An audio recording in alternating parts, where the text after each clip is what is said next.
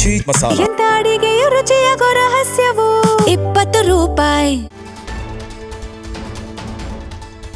August 13ಕ್ಕೆ Karnataka ಬಂದ್ಗೆ ನಿರ್ಧಾರ.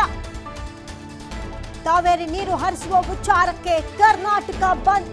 ಕನ್ನಡ ಪರ ಸಂಘಟನೆಗಳು ಸಭೆಯನ್ನ ನಡೆಸಲಾಗ್ತಾ ಇತ್ತು. ಕನ್ನಡ ಪರ ಸಂಘಟನೆಗಳಿಂದ ಇದೀಗ ಕರ್ನಾಟಕ ಬಂದ್ಗೆ ಕರೆಯನ್ನ ಕೊಡಲಾಗಿದೆ.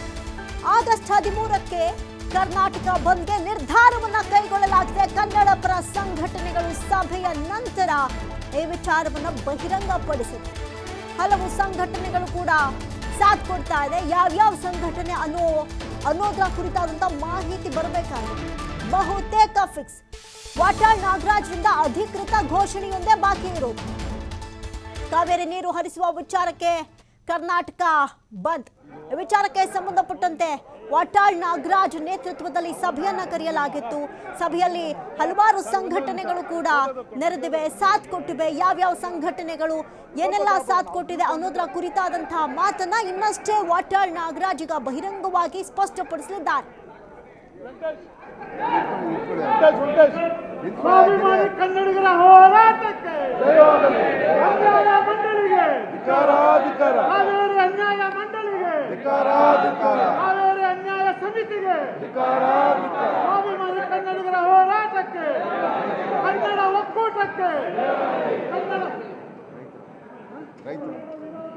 ರೈತರ ಹೋರಾಟಕ್ಕೆ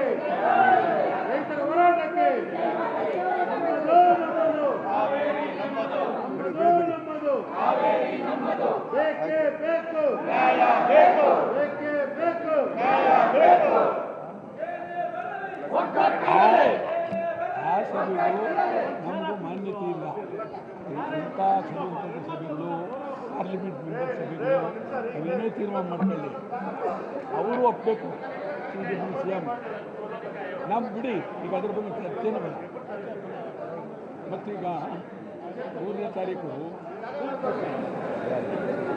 ಕೊಡಿ ಚೇರ್ ಕೊಡಿ, ಒಂದು ಚೇರ್ ಕೊಡ್ರಪ್ಪ. ಚೇರ್ ಇದೆ.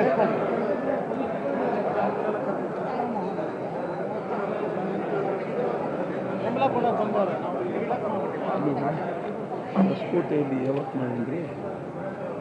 ಇದು ಹೆಂಗೆ ಹೇಳಬೇಕು ಹೇಳಿ ಸುಮ್ಮನೆ ಅನೌನ್ಸ್ ಮಾಡಬೇಕು. 50 ವರ್ಷದಲ್ಲಿ 31 ಅಲ್ಲಿ ಸರ್ವಪಕ್ಷ ಸಭೆ ಯಾವತ್ತು ಅವ್ನು ಯಾವ ಸರ್ಕಾರ ಚೀಫ್ ಮಿನಿಸ್ಟರ್ ಬರೋ ದಿವಸ 3ನೇ ತಾರೀಕು ಹೊಸಕೋಟೆ ಮಾಡೋಣ, ಹತ್ತಿಬಲ್ಲಿ ಮಾಡೋದು. ಹೊಸಕೋಟೆ ಎರಡಕ್ಕೆ ಮಾಡಿ.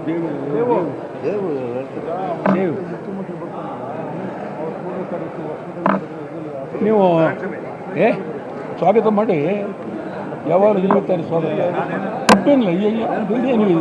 ಅದಲ್ಲೇನಿದೆ, ದಯಮಾಡಿ ಮಾತಾಡಿ, ನಿಧಾನವಾಗಿ ಎಲ್ಲರ ಬಗ್ಗೆ ಕೂತ್ಕೊಂಡೇ ಮಾತಾಡಿ.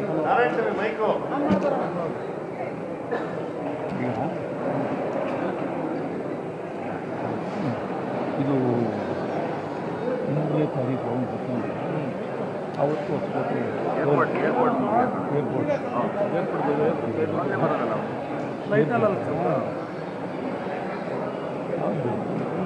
ಇಲ್ಲೇ ಇಟ್ಕೊಂಡ್ಬರ್ತಾರೆ.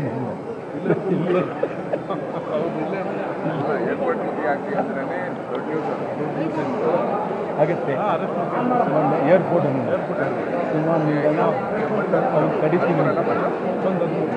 ಅವನು ತಡಿತೀನಿ.